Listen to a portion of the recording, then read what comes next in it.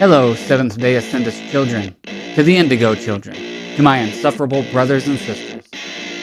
Welcome to the unofficial Tool podcast Disgustipated, that goes elbow deep, overthinking, and analyzing Tool songs. Please keep in mind that this podcast is unofficial, that these are my opinions and will involve some speculation with a large hooker with a penis-sized serving of facts. How's this for facts? Opiate is 30 years old today. And I'm 36. I share a birthday with Opiate. How amazing is that? I took the opportunity to recreate the Opiate cover. And since I've got it here, I'll just go ahead and do the Tool collection segment right now. The Opiate Vinyl. Such a cool cover. I know they redid it with Adi Granov, and that one's really awesome too. I'm really fond of the original as well. Both of them are awesome. And like I said, I recreated it. I had a lot of fun doing that.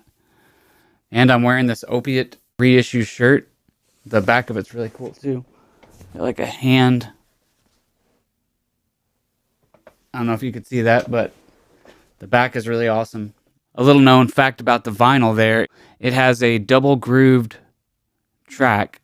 I can't remember which one it is, but if you don't put the needle down in the right spot, it won't play the hidden track, the Gaping Lotus Experience. But it will play it sometimes. It's double grooved. So that's just an interesting little tidbit there. It was actually in an episode of Tool Trivia, which there will be Tool Trivia at the end of this episode with my crew of misfit insufferables. And so this is the extra episode, the post-Tool show episode. I'm going to go into my show experience. I'm going to give you a little bit of Travelog on the way there and almost getting mugged after the show. And spoilers, I'm going to talk about the set list and some of my most favorite parts of the show. It was just amazing. And because this is the extra episode, the hooker with a penis theme is going to carry over from last episode to this one. And on that note, go pick up some Insufferable Podcast t-shirts. And get the OGT design while you still can, because it won't be up for much longer. As I said, there will be spoilers coming up and a little bit of gonzo-style journalism. As I was too caught up in the moment to take pictures of them on stage, I'm not going to sneak pictures and videos, and even when he told me it was okay to videotape, I was too caught up in trying to remember the whole, just experience it as it's happening and enjoy it. And I assumed in a sea of people that he just gave permission to videotape that somebody else was doing it, and I would just find those online. So in the fashion of gonzo-style journalism, I was caught up in the moment with my crew of misfit brothers, and we had a lot of fun. It was a road trip, maybe our last road trip, who knows? Definitely one of our last road trips to go see Tool. We're going to catch them at Bonnaroo this year, but that's in our backyard, so we won't be traveling to go see that. I actually hope they come back after Europe and play a show in Nashville. That'd be pretty awesome. But we were so caught up in hanging out in brotherhood, and we arrived late into Kentucky that I didn't get around to doing all the things that I had planned. Like, I wanted to meet up with Barry from Love Jones and just get to meet him. We were going to meet up, but as I said, we barely got into town on time. And the same goes for doing Tool Trivia with a fan. I apologize to Barry that I didn't get to meet up with them. I know that you're extremely disappointed.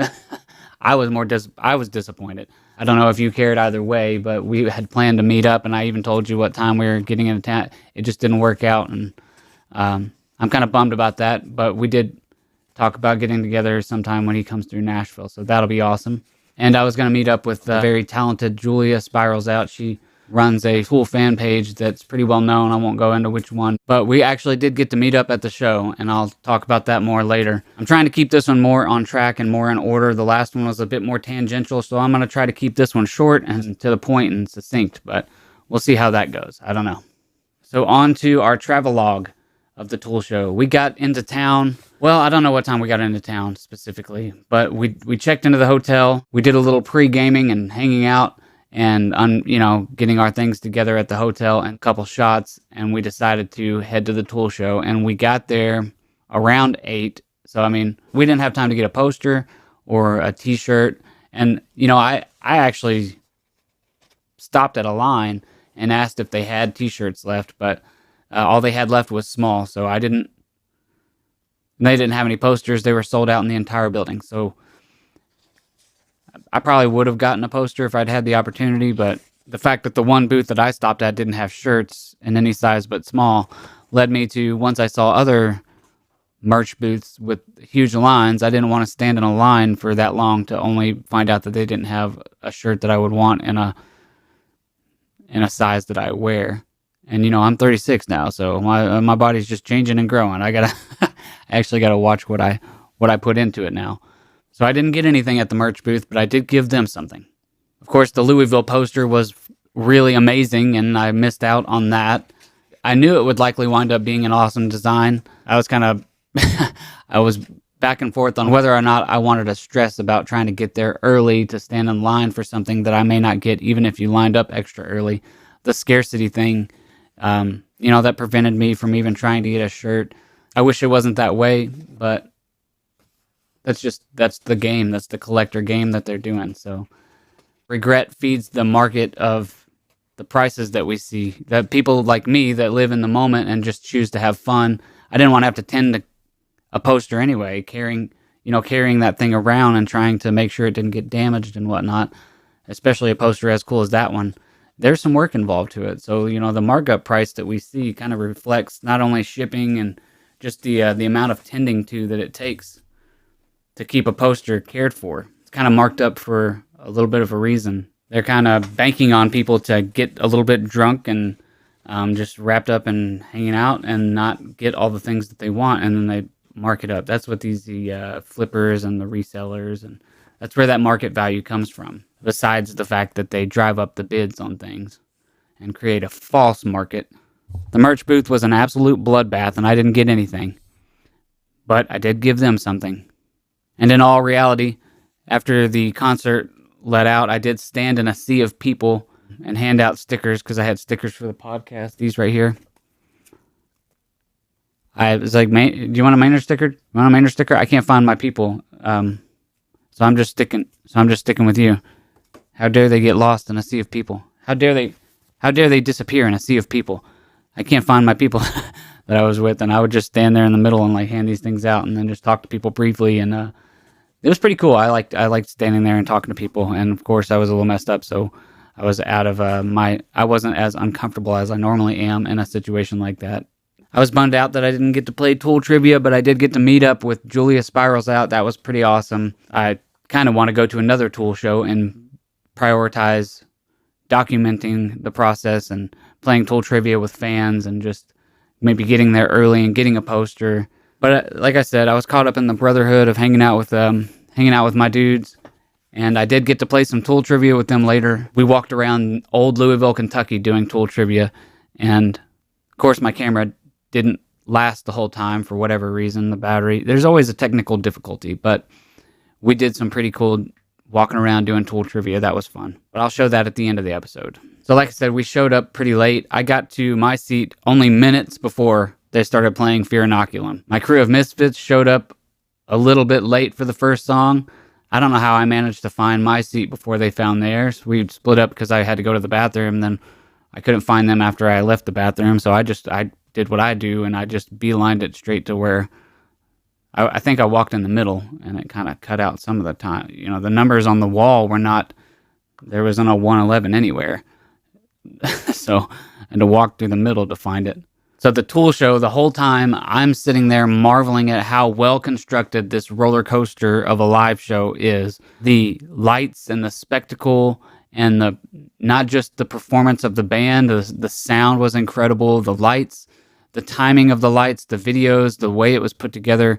And the best example of that, to me, to feeling like a roller coaster, was during the song Pneuma, when it's about to hit the chorus and the lights go up. It makes you feel like you're going up the roller coaster, and then bam! It's so well put together. It really is theatrical. Theatrical is really the best word for it. Even the intermission gives it a sense of importance, like a theatric play, like a play.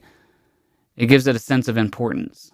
Then when Danny comes back out there and starts playing his drum solo, Chocolate Chip Trip, but he just starts out with a drum solo. It was so cool when he he did his drum solo thing. After he was playing the synths, it totally blew my mind. And he was playing the synths, and then he sat back down to drum, and I'm just like, whoa, what? He came in on beats that I didn't hear. The way that he approaches it is just so mind-boggling. And I mean, he's a true artist. It was really cool. The chocolate chip trip was one of my favorite parts of the live show. And as I've said before, there's a kaleidoscopic image of him playing drums from above that's behind him. So you see him, in a geometric pattern around him playing the drums from overhead. It's super cool. And then when he's playing the synth, there's a close-up on his hands twisting the knobs, and then there's video of all these other hands coming in. It's just hands sliding in and out, in and out, in and out. All these noises that he's doing is very cool. I was actually able to watch Danny the whole time. Anytime that I was lost in trying to see stuff, I would focus on Danny because he's lit up the whole time. He's on a big drum riser. It's really like the Danny Carey show sometimes. The whole thing is a big show, but Danny Carey is doing the most spectacular things to watch, and he's illuminated the whole time. And I'm just sitting there imagining what it's like to watch them close up in a room or to sit there at a band practice and just hear it. I wish I had gone to the music clinics that they did a while back, but just to be that close to their instruments or just sit close to Danny while he does that, which some news on that coming up at the end of the episode. Justin Chancellor's stage presence is he's just rocking out, and he's like stirring the pot sometimes, stirring it up, just fucking making the stew, jamming out. It was totally awesome, and his stage presence makes up for the fact that you can't really see Maynard back there. He used to be center stage, Maynard, and now the music is more center stage, and Justin rocking out really gives it it's the feeling of it. And I know they play in weird time signatures, but he's just constantly up on the upbeat, on the downbeat. He's rocking it out. And I swear Adam Jones played the Flying V way more than just the encore song of Invincible. He played that Flying V at least on 2 or 3 of the other tunes. If not, it wasn't the whole time, because I saw his Les Paul some of the time.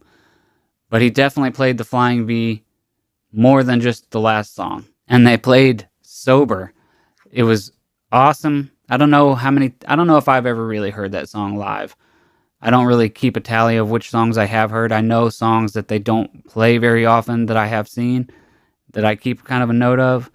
But songs like Anima that they play a lot, or Stinkfist, that they played a lot, I don't really count how many times I've seen that, or Sober. I expect that they have played a song like that before. But I don't know for sure, because it didn't seem like I had heard it done, at least as well as they had done it that night. It was awesome. And then, of course, it felt like a commentary on my gonzo journalism, where it's like, why couldn't I not be sober? I was enjoying the moment, so there's that. And they started playing Eon Blue Apocalypse, which I thought, because I had seen some of the other prior set lists, that they were going to play The Patient. And they wound up switching it up, and they played Right Into instead of going into The Patient. From Eon Blue Apocalypse, it transitioned into Right Into, which was like, whoa. Oh man, these guys defied my expectations totally. They had me. I was kind of surprised they didn't play Opiate Squared, because the song had just come out on digital streaming, so I was kind of surprised they didn't make that more of a cornerstone of the show. But them not playing it just made me look forward to the video that much more, which comes out on the 18th. So that's right around the corner. And next episode will be, I'm torn. I could do a reaction video to it, but I feel like I'm going to be, just like the Tool Show, I'm going to be wrapped up in trying to experience it and not, I don't think reaction videos is my thing, but the closest thing to it, which is I will talk about it pretty shortly thereafter, or maybe I'll film watching it. I don't know, because then it's like people stop it while they're watching it to talk about it. It seems silly to me, but I'll talk about it next week. Hooker with a Penis was really the highlight of the live show for me. The all the intensity in that song and the way that they did it, and then the way they ended it even was super intense. They ended it with a lot of feedback, and then Justin, it sounded like he threw his guitar down or set it down. My brother asked if Justin fell, but I don't think he fell. I think he set his bass down, and then there was feedback, and then Adam set his guitar down, and there was a lot of feedback, and they all just kind of walked up the stage, and then the intermission came. I thought that was really cool, because it just had me enraptured, like, what are they doing? What is going on right now? And of course, they had their intermission with the numbers counting down, and Danny comes out and plays Chocolate Chip Trip. I kind of did this a little bit out of order. When they played Culling Voices, that was amazing. Justin apparently didn't know that Danny was playing guitar on it. He was like, what? And I was like, did you see Danny playing guitar? He's like, wow, yeah, that's crazy. That's what I thought. But I had known that he was playing. Of course, some people don't want spoilers of the set list and stuff like that, but I followed what they were doing. I talked about it on a previous episode, so you guys knew that I knew that Danny played guitar, but he didn't, so that was pretty cool. And then I'm surprised by how distracting the confetti. It was beautiful. The confetti falling was really beautiful, and the light capturing it, it was really twinkling and stuff, so it was extra distracting. I caught myself watching the way it seemed to float in the air. Some of it stayed put. It's like they had a fan circling it or something. I don't know how they managed to keep it in the same spot some of the time. And then it's like after the song ended, it just fell the rest of the way. But there was this kid in front of me. This is another thing that was distracting, but it made me miss my little ones. But there was this kid in front of me that just kept trying to grab pieces of confetti. And it was pretty cool. It was like cute. It made me miss my kids. It was also extremely distracting. I couldn't pay attention to the stage, but the confetti in itself is distracting. So, but it was a beautiful moment, and like I said, it made me miss my kids. And I got lucky that I had a kid sitting in front of me because my foot was hurting really bad that day, and so I got to sit down and not have to stand up through the whole show, which was amazing. I got to take it all in, and I was dead center of the stage. The geometric symbol that they used was lined up perfectly with the pyramid that they had on the stage set up. It was just amazing. I had what might have been some of the best seats, besides being up super close and you're like right in front of them. But I don't know that is better. I think quantifiably, my seat is probably the best was the best in the house. But maybe the excitement ramps up a little bit when you're that close. I've never had floor seats at a Tool show, which is something I need to do. So they ended with Invincible, and right before that, he said that, okay, dummies, you could take out your stupid cell phones and do the stupid thing and take bad pictures and all that. I was too caught up in the moment to even try messing with my phone right then. I know that in a sea of people, everybody's doing it, so I don't have to. I can just rely on somebody else is going to have the video because there's 1,000 of them going on right now. It was actually pretty cool. It's like a lighter moment where everybody lifts their lighters up. So they kind of got that part down too. It's like another show thing. They're just masterful at. They came up with a way to make even the cell phone thing not annoying and like a cool moment when everybody lifts it up. It's like a sea of lighters or phones. It was really cool. But in his little dad jokes section where he's making fun of everybody for they're turning their flash on and pulling the stupid thing out, and he's saying, "Hey dummies, hey, even my 7-year-old can get hold of this." Well, I'll just roll the recreation of that footage right now. You good? No, understand. Turn the fucking light off. You too. You too. Jesus fucking Christ. Look at you. Turn it off. God damn it.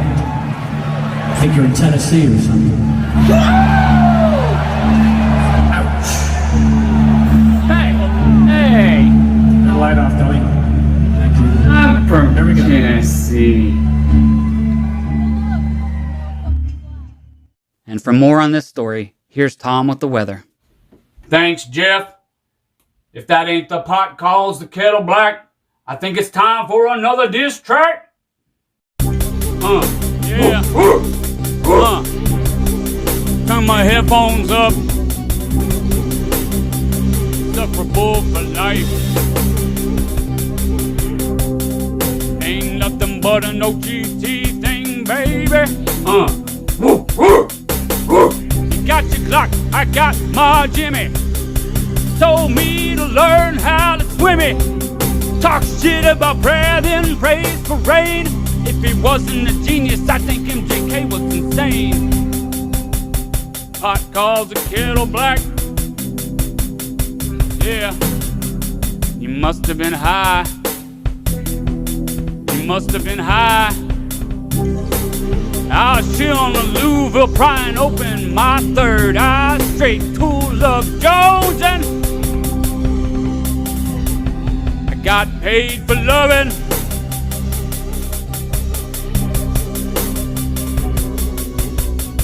Seen you clowning on Tennessee, see you forgot your pen. I'm for Texas, but I fuck with Tennessee every now and then. Like how dead Ohio skies don't make it from Michigan. That was bad. That was a bad rhyme. Fucked up the time. I love you, Jimmy. Let's cut the foreplay. Fast forward. Beetle spooning. Orange slices. Disgustipated podcast. Woo! Yeah! Woohoo! Ain't nothing but an OGT thing, baby. Thanks, Tom. Consider it a playful jab. I love you, MJK, and I think you know that. Otherwise, I wouldn't be doing this. I love your humor and your artistry and your sarcasm and your deadpan one-liners like #bummer when you found out that Justin Bieber was a fan, or nope. You know, I like your humor as well as your artistry. I think you're pretty awesome. So the last bit of Travelog, as we got back to the hotel, Amish Maynard is a little reluctant to smoke outside, so we stayed in his hotel room and smoked and turned on the vent in the bathroom and had the shower running and all kinds of silly shit. And then at some point we were being, they say too loud, but we were we were just having conversations and laughing and joking, and I think the smoke got to some people and they called the front desk or whatever, and then we got a call from the front desk, and this is alleged because I didn't hear the phone call, but it's allegedly they had somebody sitting outside the door for 15 minutes and they smelled smoke and whatnot. So we had to calm the party down. It got real cool. Everybody was all whispering like, we gotta shut the party down. We gotta stop. And it's like, dude, we don't have to pretend we're asleep right now. We can talk at a normal volume. We just can't. We have to try to not be loud. We can talk. We don't have to go to sleep. They can't tell us when to go to sleep. But of course they were panicked about the hotel room and stuff. But it's almost like because they tell people they can't smoke in there, they know that some people are going to do it anyway. It's like an upcharge fee, and they got to deal with that. So, especially considering what follows. So after a while, me and my brother go back to our hotel room, and then he wants to go outside for a cigarette. Of course, I'm thinking, man, I can't pretend to be normal right now.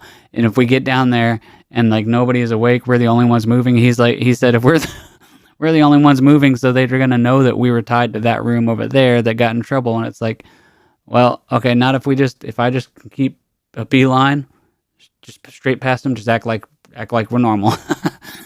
But I couldn't stop laughing. So anyway, so we finally get it together to go down there. And ironically, the front desk, the music over the stereos was like Pink Panther music, like dun dun dun dun dun dun dun, and we're trying to act normal, but luckily there wasn't anybody at the front desk. And I say luckily only because I didn't know that once we got outside, there was going to be some ruffians, some hooligans sitting out there. I thought the guy was just having a hard time with whatever he did, and he was like, because he just kept.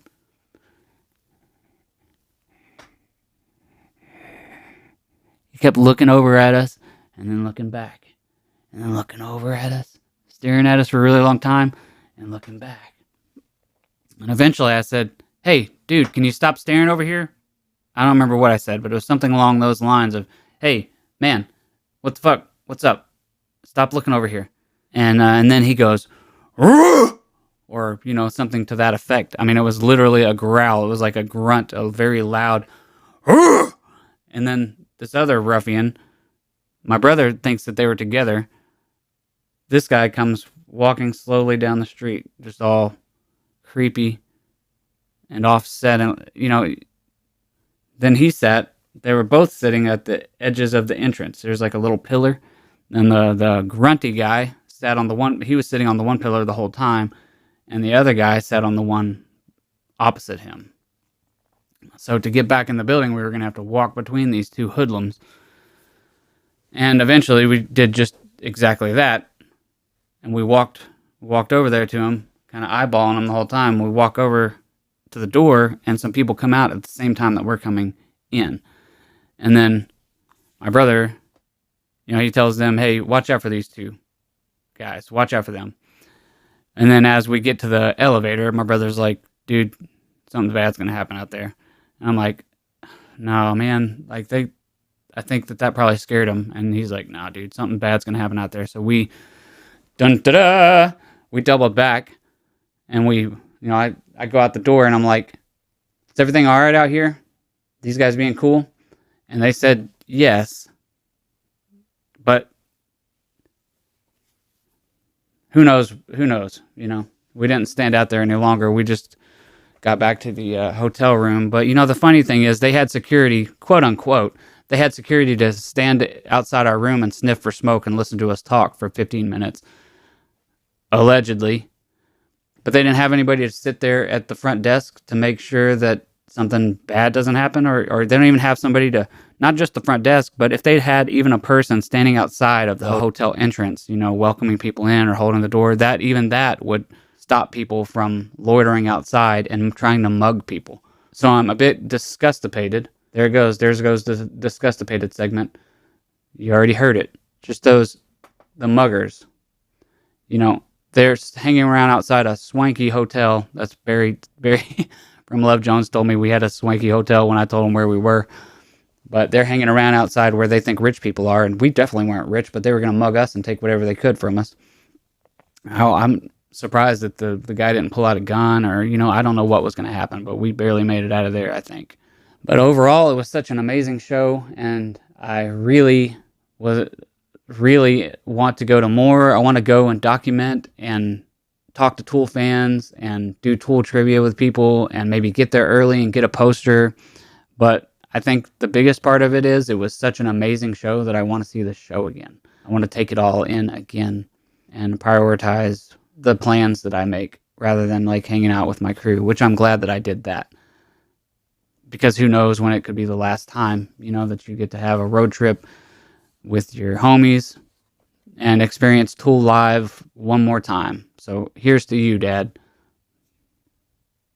But as it turns out, I'll get my other chance at Bonnaroo, but it's unlikely that I'll be able to get very close. It's a whole other world. Bonnaroo is a whole other world than going to a Tool show in an arena, but that'll also be really cool to document. It turns out, though, that the We Are Numa Facebook group is doing a meetup at the end of the Tool US tour. Danny's going to be playing a show at the Baked Potato, and the We Are Numa Facebook group is going to do a meetup. And after much debate, I got tickets to both the 8 o'clock and the 10 o'clock show. I'm not sure if he's doing both shows. Danny's playing drums.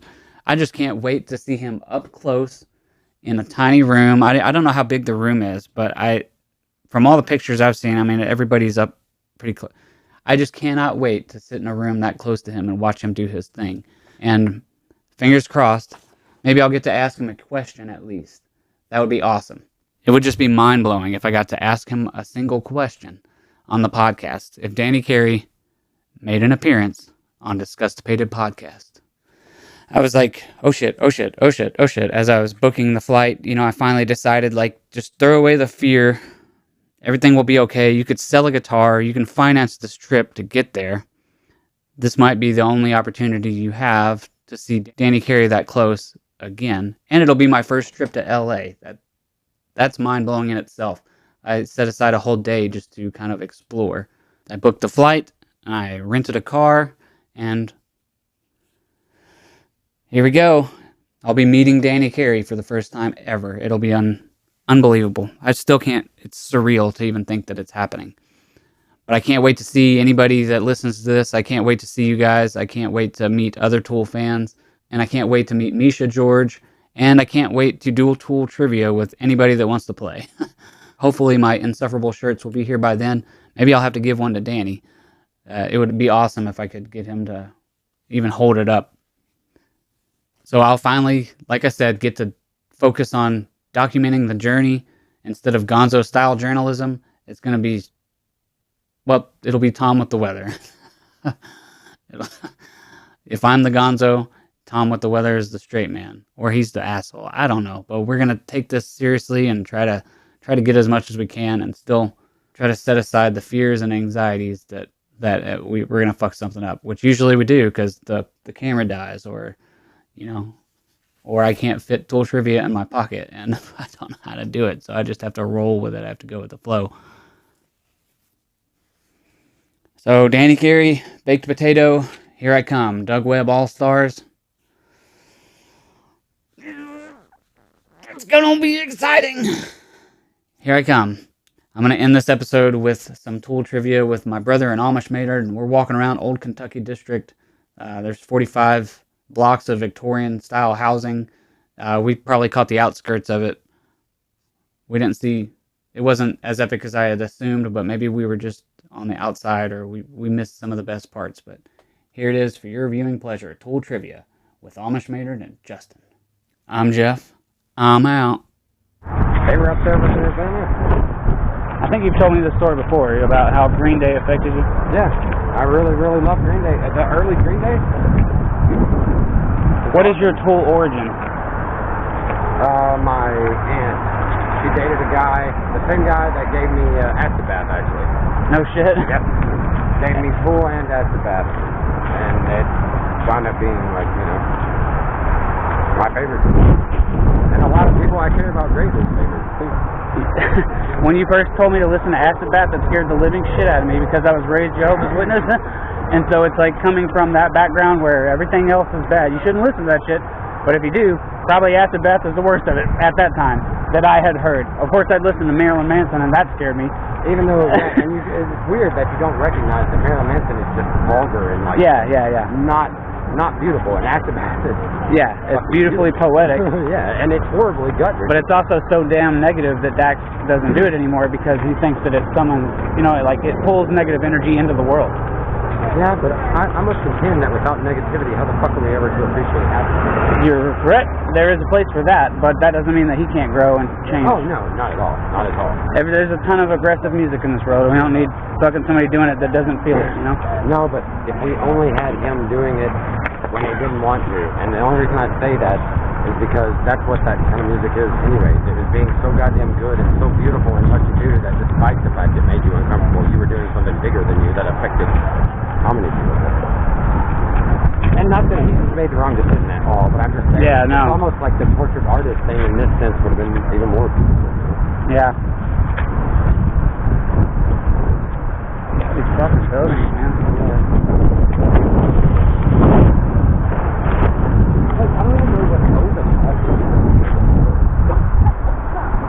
We're probably filming somebody's house right now, and they think we're casing the place. So do you think we should go back this way and going up, or do you want to try going up this way and cutting back? I really like that. They did this right. I do like that. These Victorian houses are fucking awesome. Fuck. The Eerie Interlude, Die Ear von Satan, is actually a recipe for what? Turkish hash cookies. Hash cookies is the correct answer. Kind ire means And what? no eggs. And no eggs! Oh, kind of. Die Ear von Satan translates to what? The eggs of Satan. The balls or the eggs of Satan? I always heard it as eggs. It was, you know, direct translation from German, but that's meant to be the joke. It's balls, I think. However. Huevos, yes, eggs. What is this? What is this? That's where you go to get mugs, right there. Oh my god. That's beautiful. This is it. It is very Pretty beautiful. nice.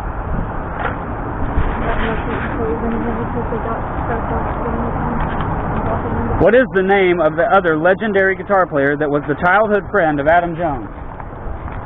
I'm getting stoned. No one? Did you not hear? Tom Morello. Tom Morello. Electric Sheep. Fucking heck. Dude, I think you've been peeping in on my episodes. It's the next Okay, Here's another one that you don't know. I added this one on the right here. What instrument did Adam play in this band? Violin. Bass. Biatch. Damn. But he was trained in classically in violin. But Yeah, I knew that. okay. Putting all this vitamin D and Just- exercise. What is the name of the mathematical number sequence that was featured in the song Lateralis? Fibonacci. You got it!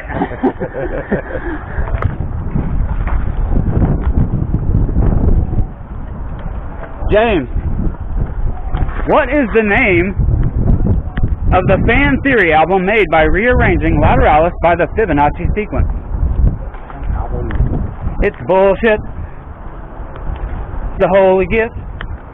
Fucking stupid ass theory that Tool actually intended you to listen to the album in this fucking stupid ass order that sounds good to some people, but to me it sounds like a bunch of bullshit that somebody made up just to do the number thing with their album. Why would they make a fucking album that sounds perfect but you have to rearrange it? Anyway, I don't know. That doesn't. I'm not. it does not compute. Why would they do that? They put it in the perfect fucking order because that's the way they want it forever. Anyway. Door. Wait a minute. Not a door.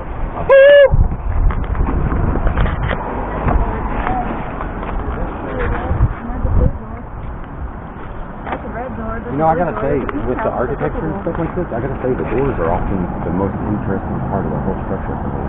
That weird door, but like with the two little knobs, it looks like a closet. So how the fuck does it fit? I mean, you always pay attention to two little knobs.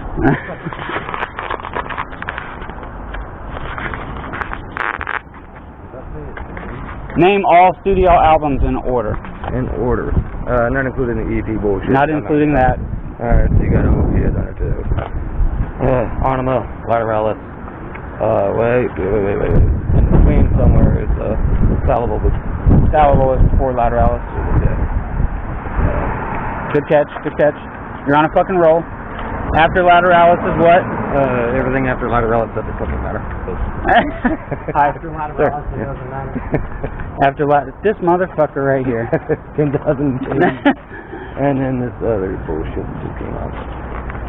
Fear. No. I'm not afraid. I'm not afraid. You're afraid to say the Tool album. I never enjoyed hearing. So success. Yes. Right. What did I miss? You're gonna tell me I missed something? Because I know it. No, you got it. I mean, you didn't say the tape, but you said that before that. You said you're not going to list out.